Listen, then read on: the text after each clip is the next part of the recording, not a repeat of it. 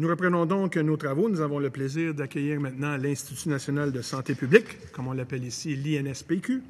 Vous connaissez, vous êtes habitué à la Commission de la santé et des services sociaux, alors vous connaissez les habitudes. Vous avez 10 minutes pour faire votre exposé et ensuite, nous procédons avec les échanges avec les membres de la Commission. Veuillez vous introduire et, évidemment, introduire les gens qui vous accompagnent. À vous la parole. Oui, bonjour. Alors, mon nom est Patricia Hudson. Je vous remercie de nous recevoir cet après-midi, Monsieur le Président et membres de la Commission. Alors, je suis Patricia Hudson. Je suis médecin spécialiste en santé publique et médecine préventive et je suis directrice de la direction des risques biologiques et de la santé au travail à l'Institut national de santé publique. Je suis accompagnée du Dr Alexandra Iracé-Sima, également médecin spécialiste en santé publique et médecine préventive, et de Dr Jean Lontin, qui est microbiologiste, infectiologue et directeur médical du laboratoire de santé publique du Québec, donc qui fait partie de l'INSPQ. Tous deux ont collaboré à l'élaboration du mémoire que nous avons déposé à la présente commission et ils pourront répondre à vos questions également. Dr Lontin sera aussi présent avec Dr Arruda, que vous allez rencontrer un peu plus tard cet après-midi. Alors, Monsieur le Président, c'est avec plaisir que nous sommes ici cet après-midi pour les consultations particulières dans le cadre de l'étude des pétitions concernant l'instauration et l'application d'un plan d'action relatif à la maladie de Lyme. D'entrée de jeu, je tiens à vous dire que l'INSPQ salue la volonté des membres de la Commission d'étudier ce problème émergent de santé publique au Québec afin de mieux concerter les efforts de tous et de chacun. La réalité des symptômes rapportés par les signataires de la pétition n'est pas mise en doute et il importe de dégager des pistes de solutions pour mieux répondre à leurs besoins. Avant de présenter les faits saillants de notre mémoire, j'aimerais rappeler que l'INSPQ est un centre d'expertise et de référence en matière de santé publique au Québec. Notre mission est de soutenir le ministre de la Santé et des Services sociaux, des autorités régionales de santé publique, ainsi que les établissements dans l'exercice de leurs responsabilités en rendant disponible son expertise et ses services spécialisés de laboratoire et de dépistage. Les activités de l'INSPQ en lien avec la maladie de Lyme sont essentiellement de 3 ordres, soit la surveillance, la prévention et le diagnostic de laboratoire. S'il n'appartient pas à l'Institut d'orienter et d'évaluer les pratiques cliniques en la matière, son mandat de prévention le conduit jusqu'à maintenant à jouer un rôle de relayeur d'informations auprès des professionnels de la santé. Le mémoire déposé aujourd'hui vise à dégager quelques constats ainsi qu'à partager aux membres de la Commission les plus récentes données résultant de ces activités de surveillance et d'analyse du risque. Il cherche en outre à clarifier les processus et les pratiques diagnostiques en vigueur sur le territoire québécois. Premier constat, la maladie de Lyme est une maladie émergente qui gagne du terrain et au Québec et qui est appelée à rester. La maladie de Lyme gagne du terrain au rythme des changements climatiques.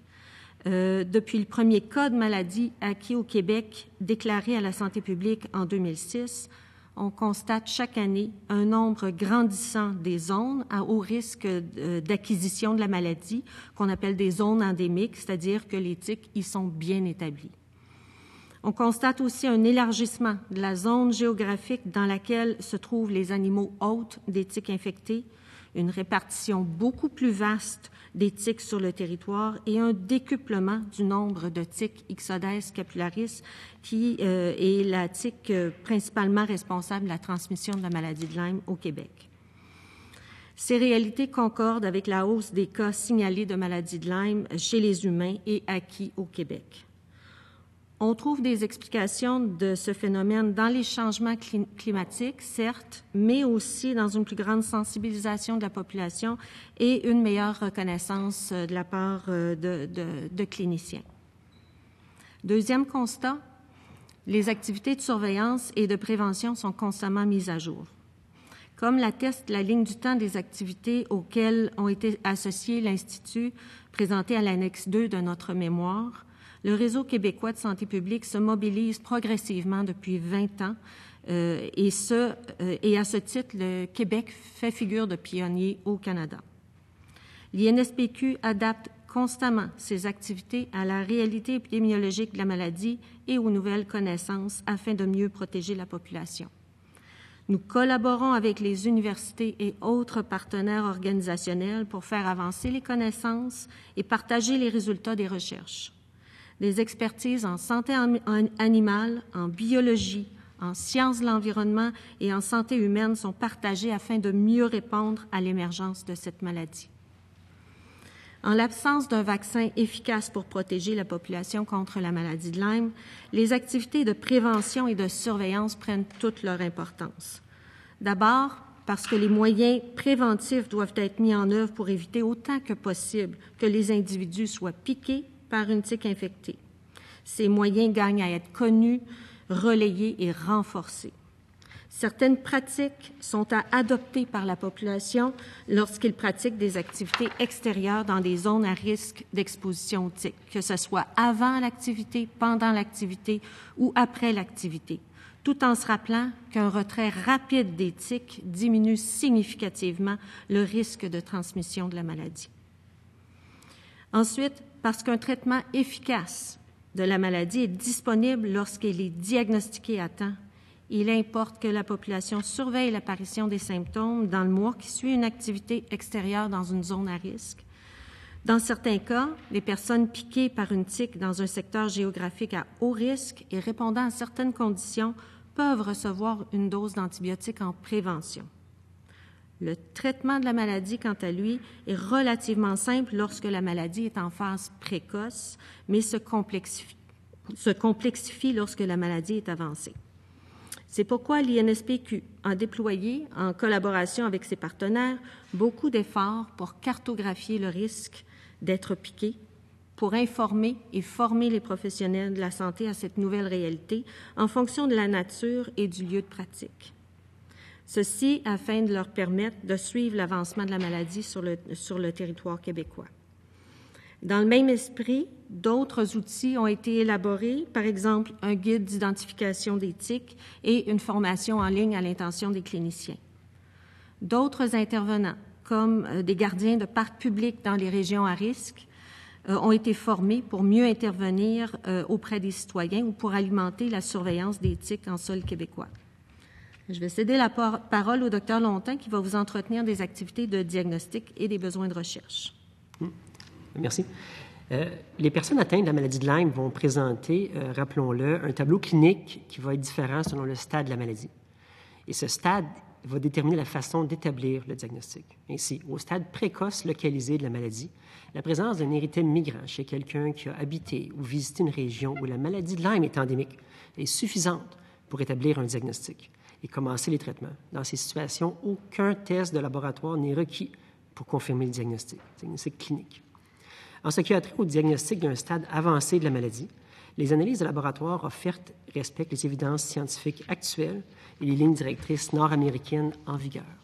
En effet, lorsqu'elles sont prescrites adéquatement et que l'algorithme d'interprétation est respecté, les analyses de sérologie en 2 temps permettent de démontrer la présence d'anticorps et sont sensibles et spécifiques. La sensibilité d'un test signifie qu'il arrive à bien détecter les personnes atteintes de la maladie, alors que la spécificité du test permet quant à elle de limiter le nombre de diagnostics faussement positifs. Enfin, il importe de souligner que plusieurs des réponses aux nombreuses questions soulevées aujourd'hui, on ne se le cachera pas, passent par un renforcement de la recherche sur les tests de laboratoire diagnostiques et sur une meilleure concertation des efforts déployés et à venir. À ce titre, le Laboratoire de santé publique du Québec dispose des expertises nécessaires pour soutenir des initiatives ou projets d'évaluation de nouveaux moyens diagnostiques qui peuvent améliorer la prise en charge de patients affectés par la maladie de Lyme aux différents stades de leur maladie. Donc, en remerciant encore une fois les membres de la Commission pour l'opportunité, en remerciant les patients qui se sont présentés avant nous, on remercie l'opportunité de participer aux consultations portant sur l'étude d'une pétition pour l'instauration et l'application d'un plan d'action relatif à la maladie de Lyme. Il nous fera maintenant plaisir de répondre à vos questions. Merci, Dr Lontin et Dr Hudson, pour la présentation de votre exposé. Nous allons débuter les échanges avec la partie ministérielle. Monsieur le député des Îles-de-la-Madeleine et adjoint parlementaire au ministre de la Santé et des Services sociaux, vous disposez de 19 minutes. Merci, Monsieur le Président. Merci pour votre présence et votre contribution, évidemment, auprès des membres de cette commission pour nous aider à y voir un peu plus clair et faciliter le dépôt du rapport qui viendra éventuellement. Ce que je comprends dans votre présentation du mémoire, vous dites que, évidemment, vous n'avez pas une responsabilité ou une mission d'intervention à l'intérieur des établissements, tout ça, mais vous êtes, votre mission première est plus au niveau de la prévention et mettre des recommandations de santé publique, ainsi de suite. Et vous dites également que vous avez, en phase précoce, on dispose des moyens pour intervenir adéquatement et avec efficacité auprès des personnes qui ont contracté ou qui ont été piquées par cette tique. Mais l'Association québécoise des personnes qui sont atteintes de la maladie de Lyme nous disait, avant vous, que 80% des soignants, probablement des médecins ou encore des infirmières à l'urgence, au triage, n'ont pas suffisamment de sensibilité ou d'information par rapport aux premiers symptômes et aux premières interventions que la personne qui a été piquée ou infectée en se rendant dans un établissement de santé. Est-ce que vous avez un plan d'action par rapport à cet élément-là en particulier? Parce que ça m'apparaît comme une étape cruciale dans tout le processus qui permettrait de bien soigner les personnes qui ont été infectées par cette tique. Oui, en fait, par rapport à cet élément, c'est certain que quand on fait face à une maladie qui est en émergence, une maladie qui ne faisait pas partie du décor et que certains cliniciens n'ont pas vu ou n'ont pas eu à traiter auparavant, c'est certain qu'il y a des efforts à faire au niveau de la sensibilisation et de la formation et le développement d'outils cliniques. Il y a l'Institut national de santé publique a subventionné et a mis en ligne il n'y a pas très longtemps une formation en ligne à l'intention des cliniciens pour les aider à comprendre qu'est-ce que c'est cette maladie et adopter la conduite clinique appropriée. Donc, c'est quelque chose qui est récemment mis en place pour rejoindre des cliniciens de toutes les régions au fur et à mesure que la maladie progresse. Il y a davantage de cliniciens qui auront besoin de se sensibiliser et même dans les régions où la maladie n'est pas encore bien installée, les personnes qui habitent ces régions-là peuvent très bien visiter le sud du Québec où la maladie est bien implantée et donc les cliniciens partout au Québec doivent être sensibilisés et formés à prendre en charge une personne qui a la maladie de Lyme. Parce que ça m'apparaît comme étant l'élément essentiel du début de bien servir notre population, puis particulièrement les personnes qui sont infectées. Parce que de ce que je comprends dans votre mémoire, puis de ce que j'ai compris de d'autres qui sont venus s'exprimer ici en commission, le traitement en phase précoce est simple, avec des résultats efficaces, mais on fait face à de la méconnaissance ou encore une relation avec le médecin ou la personne soignante qui devrait créer un réflexe immédiat.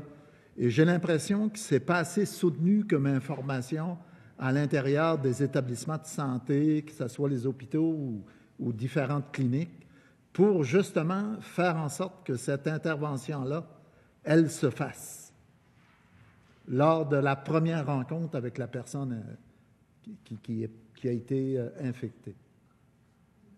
Tout à fait raison. Les efforts doivent se poursuivre à ce chapitre, je pense. Et il faut poursuivre les efforts pour sensibiliser et que les cliniciens soient formés et outillés pour pour prendre en charge, évaluer et prendre en charge une personne qui a la maladie de Lyme. Tout à fait. Je pense que vous avez été mandaté par le ministère de la Santé et des Services sociaux pour élaborer un plan d'action. Est-ce que vous pourriez nous en parler un petit peu plus? En fait, l'Institut national de santé publique a reçu du ministère des mandats en matière de surveillance.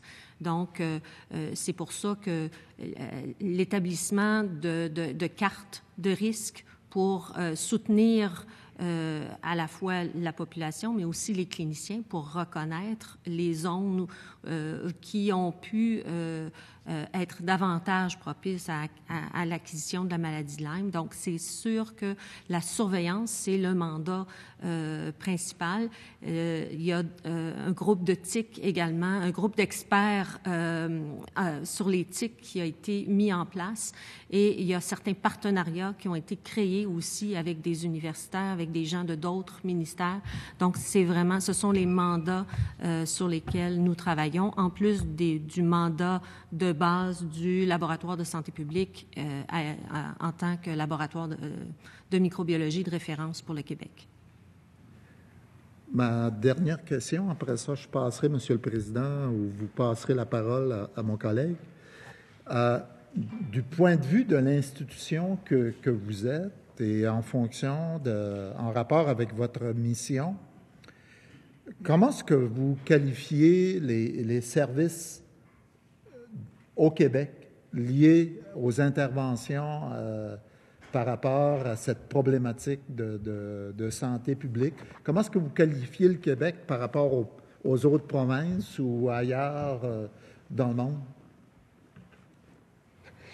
Je ne sais pas si on est en mesure d'avoir un portrait fiable. Je ne pense pas qu'on a des pratiques très différentes ici par rapport au Québec. Les normes qui sont appliquées, les normes diagnostiques sont les mêmes.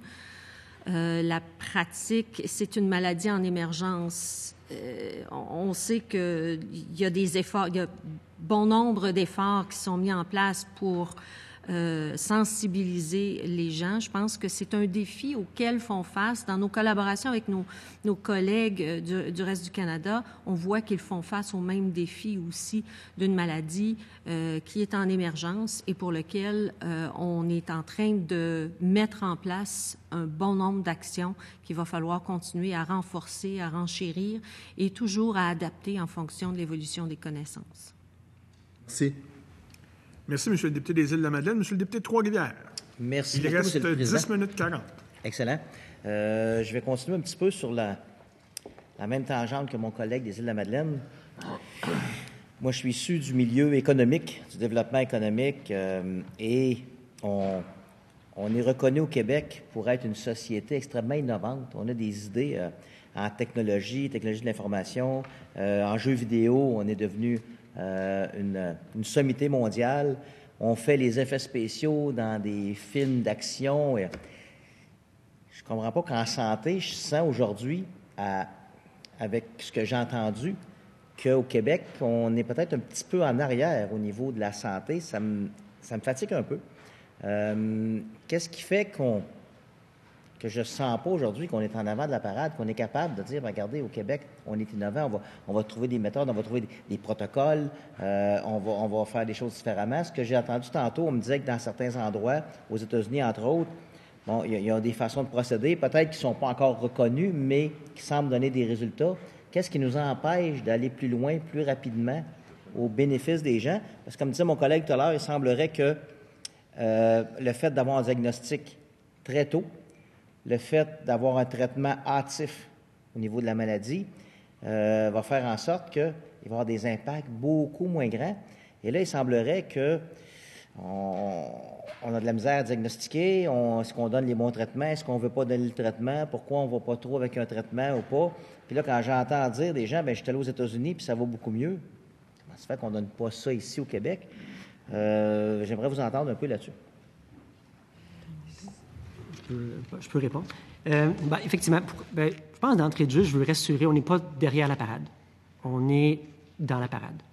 Au niveau du diagnostic au Québec, on respecte exactement ce qui se fait en Amérique du Nord, aux États-Unis.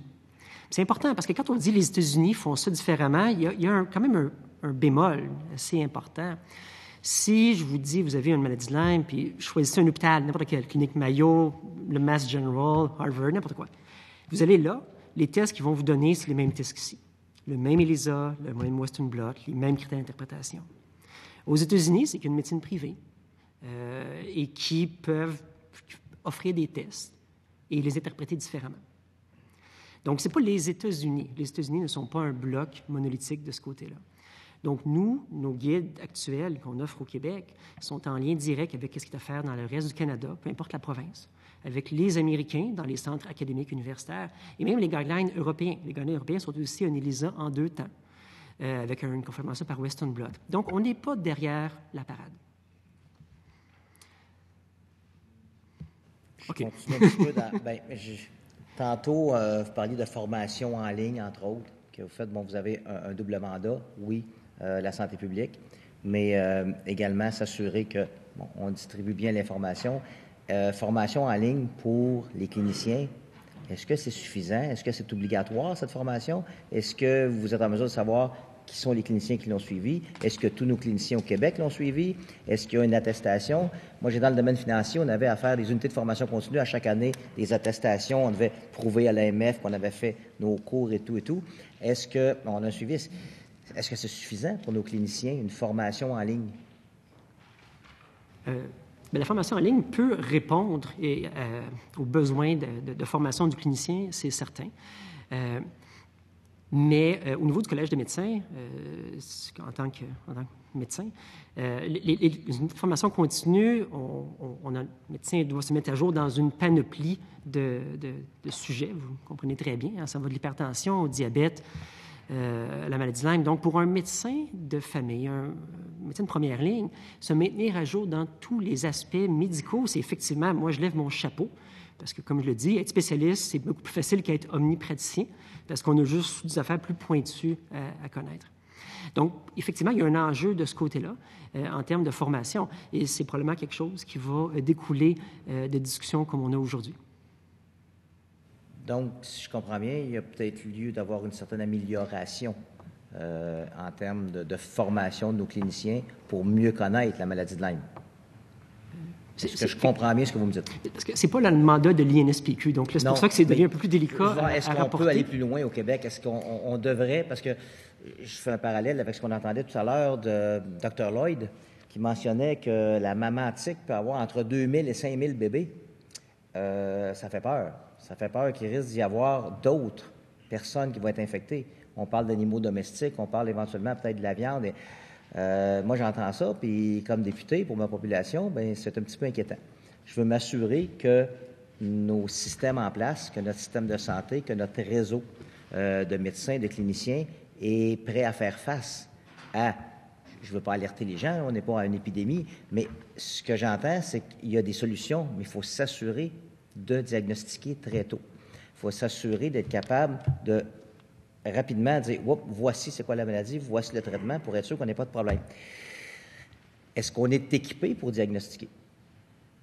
Le diagnostic passe avant tout, je pense que je l'ai présenté, en phase précoce, c'est le diagnostic clinique. Et pour le diagnostiquer, il faut que le médecin le sache. Et on le voit à l'hôpital avec les résidents, les externes, quand on fait la tournée, la reconnaissance, juste la reconnaissance d'une rougeur à la base est très difficile pour un médecin.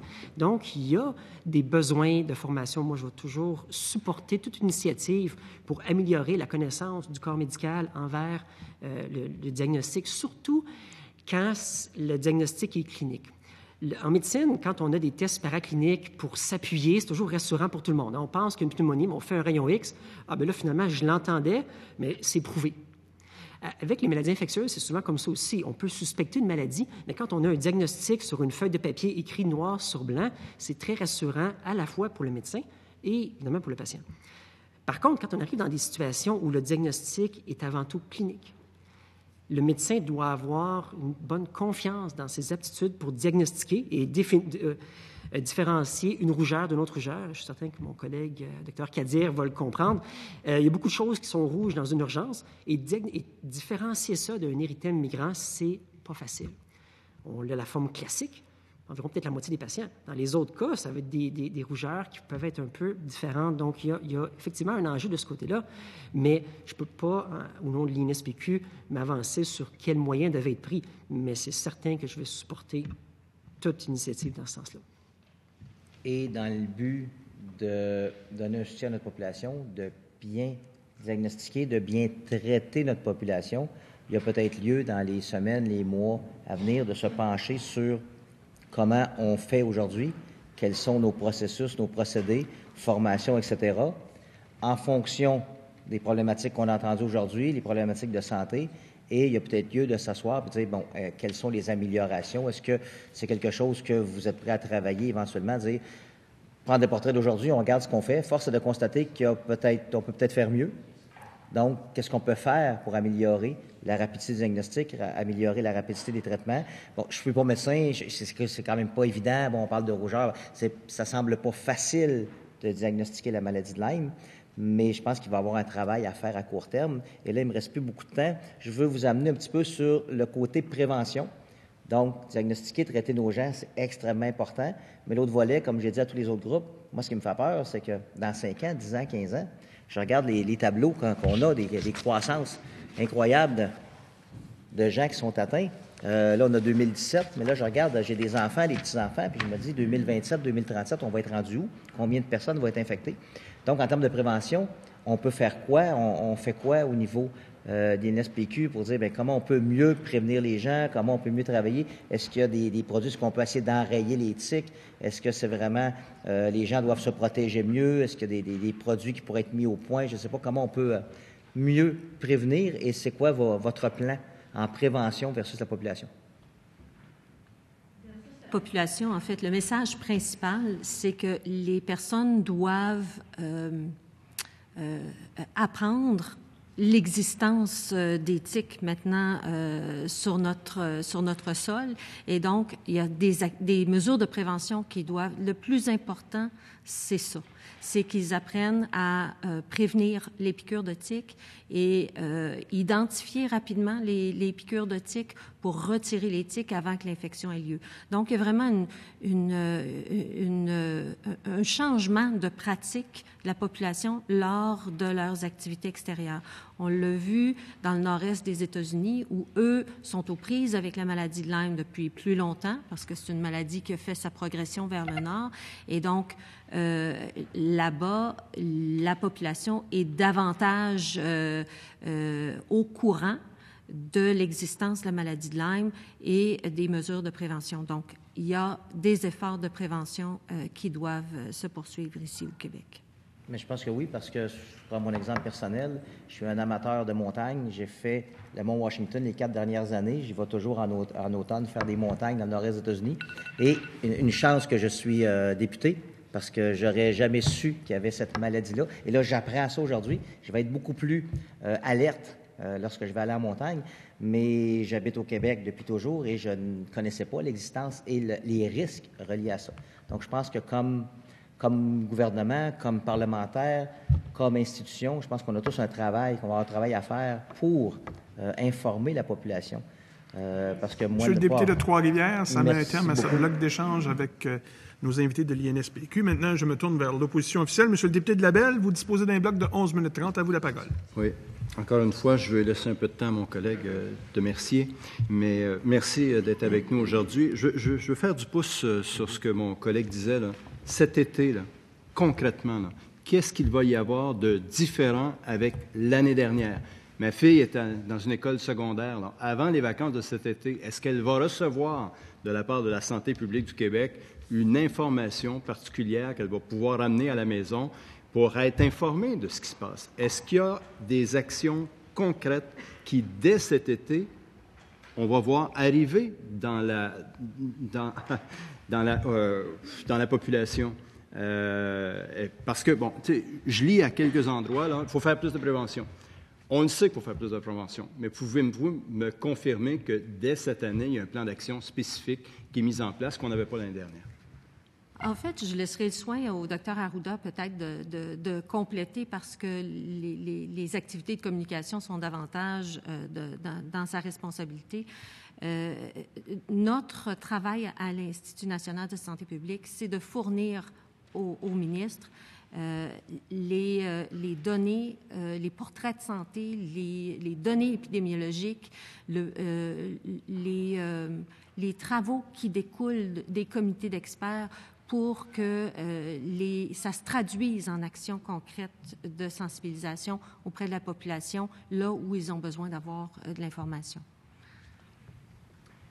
Alors, on va dire au sous-ministre de se préparer à répondre à la question. Dans les 2 derniers paragraphes de la page 11, vous faites référence au grand centre hospitalier universitaire américain utilise les mêmes tests que ceux qui sont faits au Québec. Bon. Mais dans le dernier paragraphe, vous dites « Certains laboratoires privés américains interprètent ces recommandations différemment ». Et là, vous ne portez pas de regard sur ce qui est fait dans ces laboratoires privés. Là, j'aimerais vous entendre là-dessus parce que c'est souvent là où les gens qui sont atteints de la maladie reviennent avec un diagnostic et une prescription qui, malheureusement, n'est pas encore disponible au Québec ou au Canada. Alors, bien que vous placiez un paragraphe là-dessus, vous ne jetez pas de regard.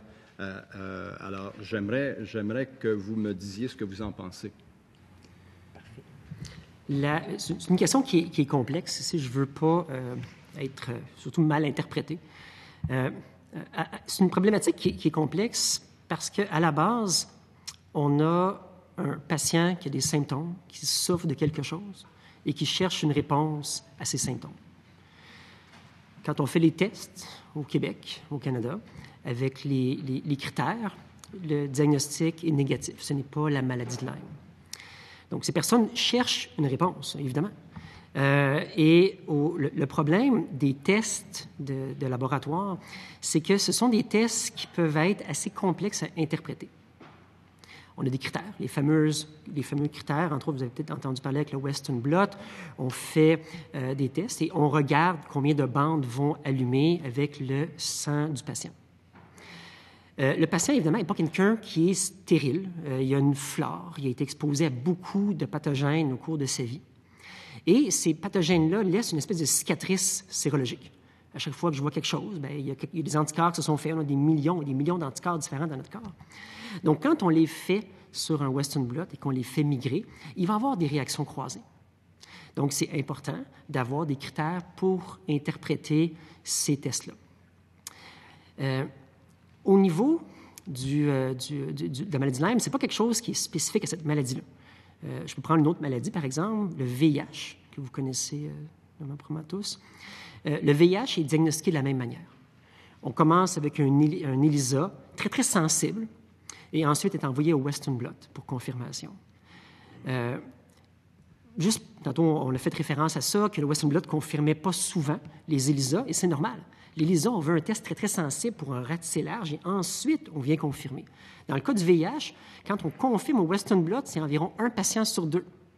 Donc, il y en a le double qui était positif à l'ELISA, et quand on fait le Western blot, le VIH, ils n'ont pas le VIH. Et à ma connaissance, il n'y a personne qui remet ça en question.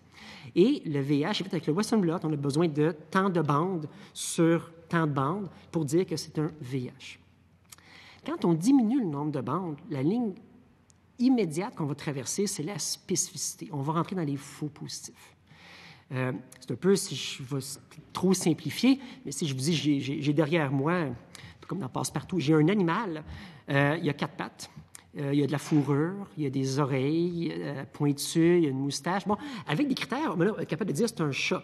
Mais si on dit, j'ai un animal, il y a 4 pattes, puis on dit tout de suite c'est un chat, peut-être qu'on va se tromper. Donc, les tests aux États-Unis qui sont faits avec moins d'interprétation augmentent beaucoup les faux positifs. Puis il y a d'ailleurs une étude assez classique qui a été faite. Ils ont pris des patients qui étaient sains, qui habitaient dans des endroits où il n'y a pas de Lyme du tout et qui n'ont aucun symptôme de fatigue, d'arthralgie, de problèmes cognitifs. Ils n'ont rien, un questionnaire nickel. On les envoie dans un laboratoire privé aux États-Unis, celui-là en l'occurrence, qui diagnostique avec 2 bandes. 57% des patients étaient positifs. 57. Donc, on parle de personnes qui n'avaient pas du tout de facteurs de risque ou de symptômes associés. Donc, c'est un peu ça le problème. On peut faire dire beaucoup de choses à ces tests-là quand on commence à jouer avec les critères d'interprétation. Donc, c'est pour ça que la question est très, très délicate.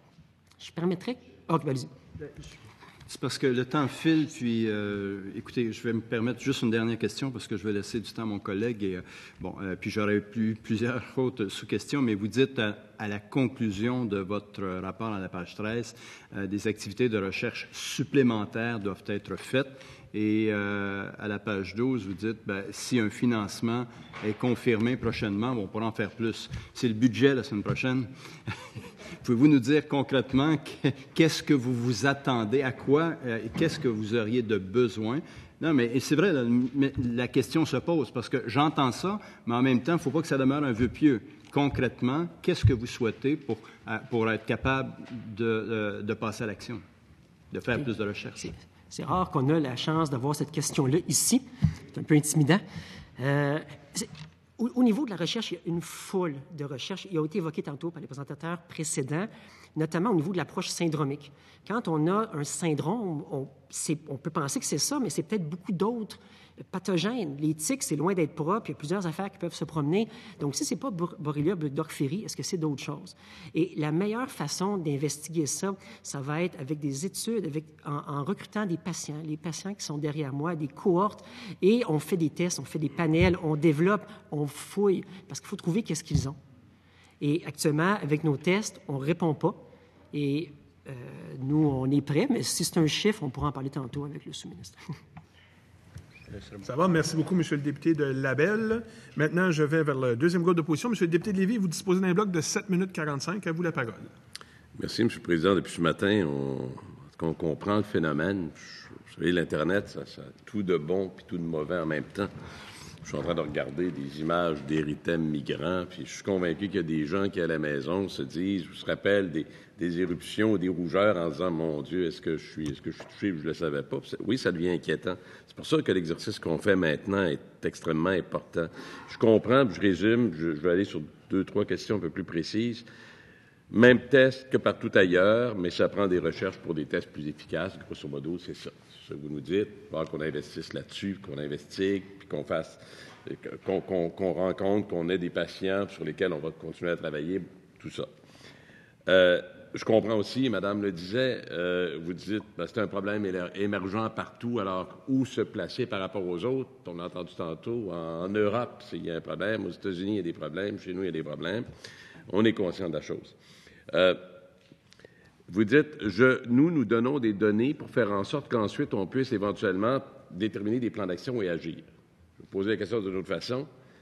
Les données dont vous disposez actuellement, eu égard à ce dont on parle, justifieraient-elles que dès cet été, il soit bienvenu de lancer une campagne de sensibilisation et d'information?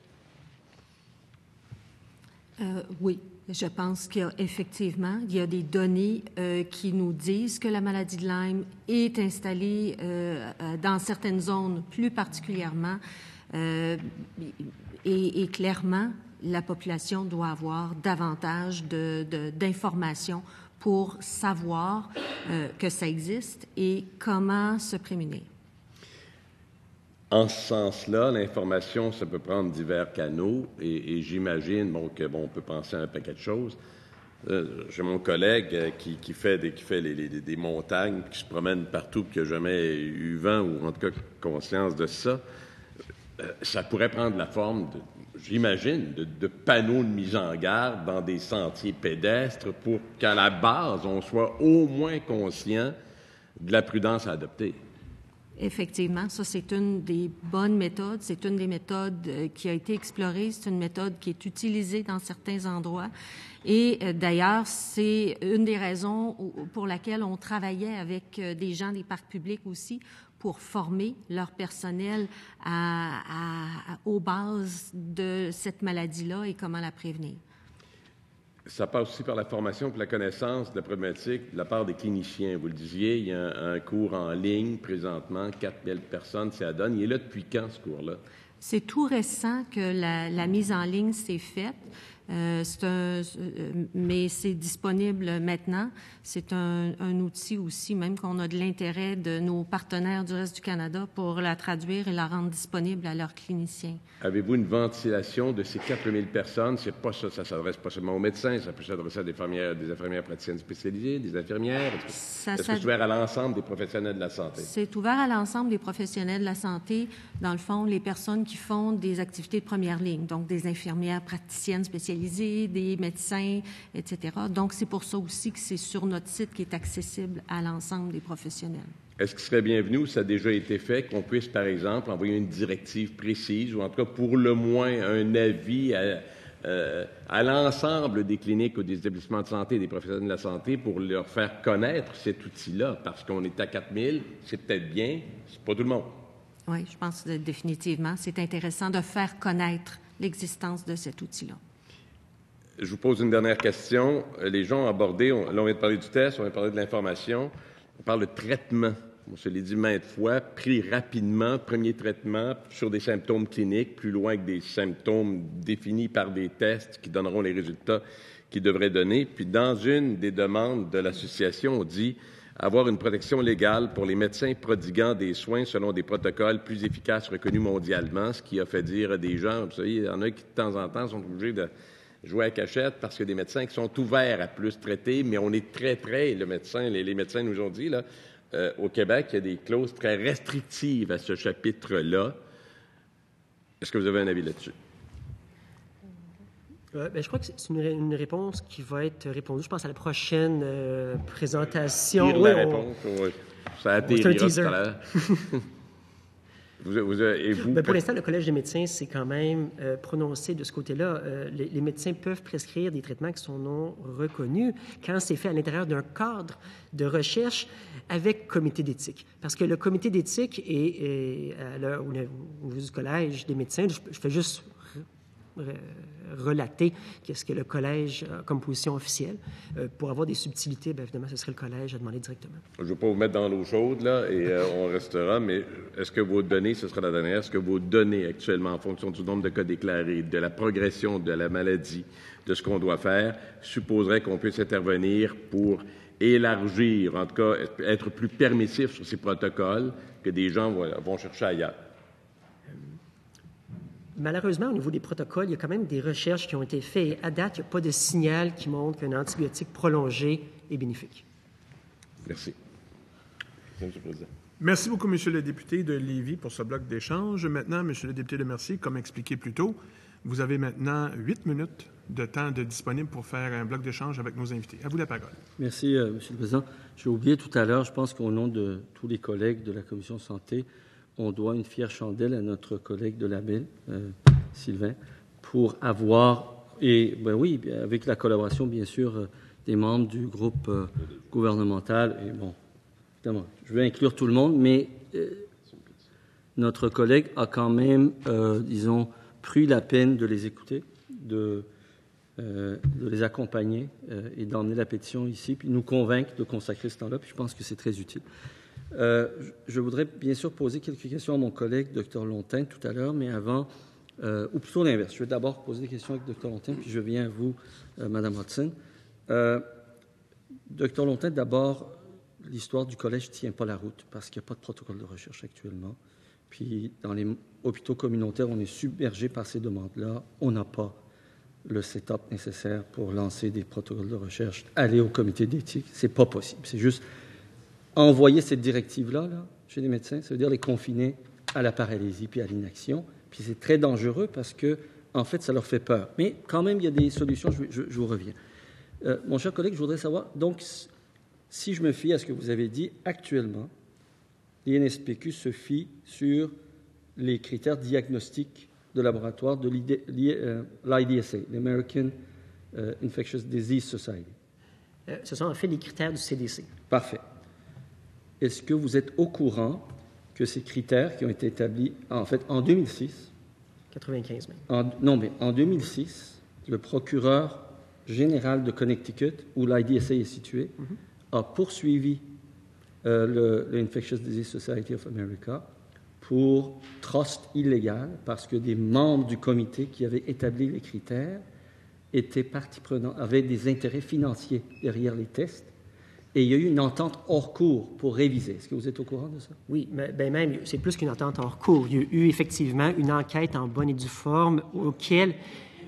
Conflit d'intérêts. Effectivement, qui a prouvé qu'il n'y avait aucun conflit, malheureusement. Non, parce que... non, ça c'est l'entente encore. Excusez-moi. Député, je veux juste Monsieur le terminer. député, laissez notre invité répondre à votre... Si vous permettez. Monsieur le député, oui, mais laissez-le répondre à votre question. Vous l'avez posé la question, je vais demander au Dr Laurentin d'y répondre.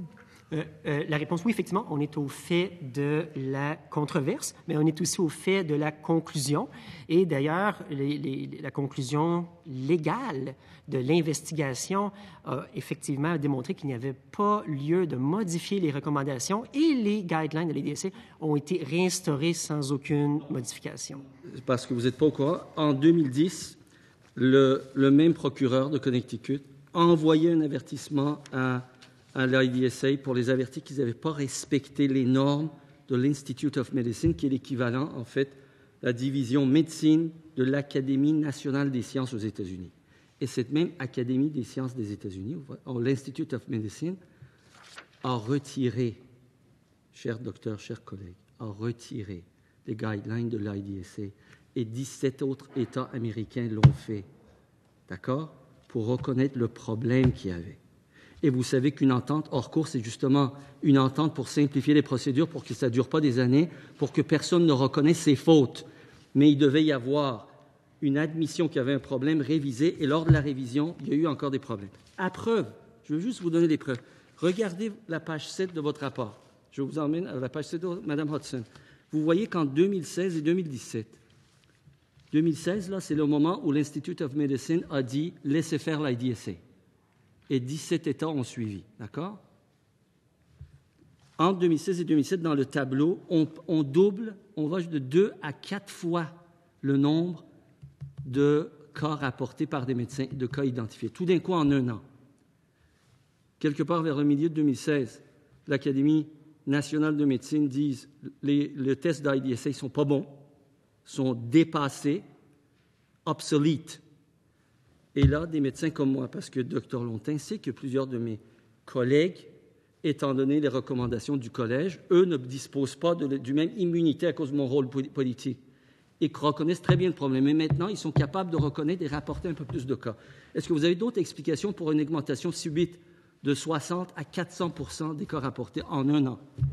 En fait, ce qu'on a constaté comme émergence au Québec, c'est le même pattern d'émergence qu'on a vu dans le nord-est des États-Unis. Alors, au fur et à mesure que la maladie progresse vers le nord, c'est le même pattern d'augmentation qui a été reproduit. C'est en 2016 que ça s'est passé. Aux États-Unis aussi, l'Institut national de médecine a dit les critères que nous retenons encore ici là, sont obsolètes. Ce ne sont plus partie de mes recommandations et chaque État a ouvert sur la possibilité de d'autres critères diagnostiques pour qu'on puisse surmonter ces difficultés liées à des conflits d'intérêts. Je compléterai ma réponse pour vous dire que quand on suit les données sur l'émergence, parce que l'émergence, elle a commencé avant 2016. Alors, ça monte vers le nord et dans chaque territoire où, au fur et à mesure que la maladie progresse, la montée, la progression de la maladie, elle suit le même pattern. La progression totale au Québec suit une pente relativement douce. Tout d'un coup, à partir du changement des critères diagnostiques, est multiplié par 2 et multiplié par 4. On passe de 126 à 248 tout d'un coup, alors que tout le reste de l'augmentation suit une courbe relativement lente qui dénote cette progression dont vous parlez. Mais ce que je suis en train de vous dire, c'est que les propres statistiques que vous avez cumulées vous donnent une bonne idée du problème lié au caractère inapproprié, obsolète, dépassé des critères de l'IDSA. Dr Ridson, je vous laisse le mot de la fin. Je répéterai la même chose, c'est qu'avant 2016, ce pattern-là d'augmentation et d'accélération dans l'augmentation, c'est ce qui était vu dans chacune des juridictions au fur et à mesure que ça progressait. Pas avec la même taux de croissance qu'en un an, entre 2016 et 2017. Regardez vos propres chiffres. Si vous aviez fait une graphique, c'est un graphique qui monte une pente linéaire, puis tout d'un coup, il y a une augmentation brusque. Ce que je suis en train de vous dire, c'est que si les médecins ne subissent pas l'omerta imposée par l'IDSA, parce qu'il y a des gens encore sur le comité... Merci beaucoup, Monsieur le député de Mercier. Malheureusement, ça met un terme à ce bloc d'échange avec les gens de l'INSPQ.